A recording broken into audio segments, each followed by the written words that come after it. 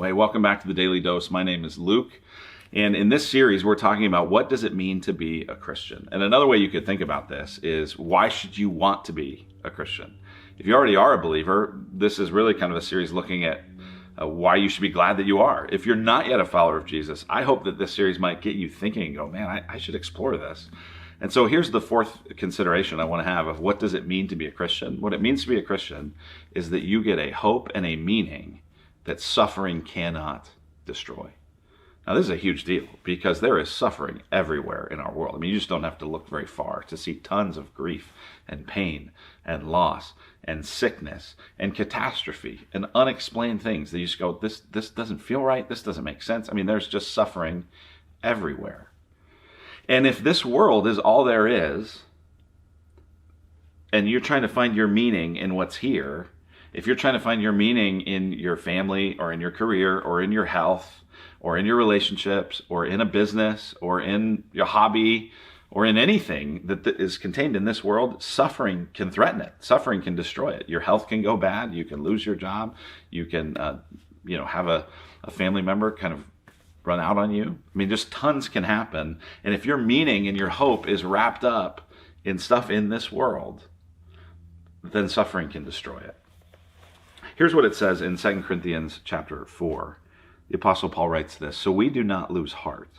Though our outer self is wasting away, our inner self is being renewed day by day.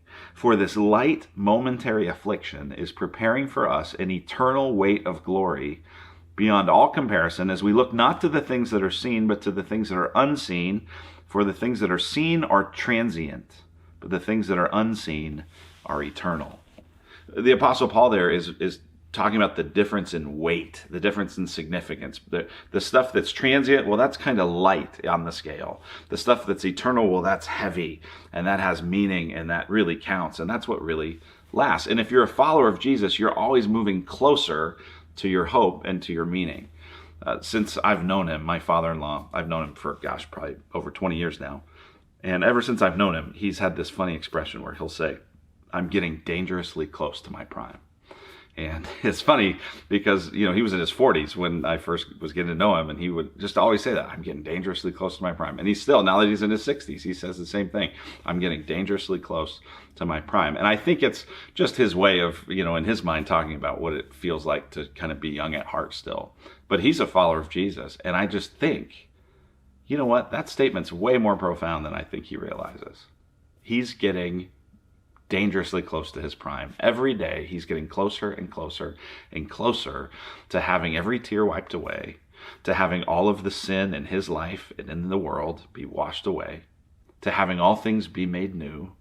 He's getting closer and closer every day to the hope of Jesus, which means even if he suffers in this life, even if things go catastrophically wrong in this life, he's not moving away from his hope, he's actually moving toward it. What direction are you moving? Are you moving toward your hope, or are you moving away from it? Is your hope in this life and in this world and in all the stuff that you can do and achieve and buy and own? Or is your hope and your meaning in your life in eternity with Jesus? That's what Christianity offers. That's what Christianity does for us, is it gives us a meaning and a hope that suffering can't take away. Have a good day.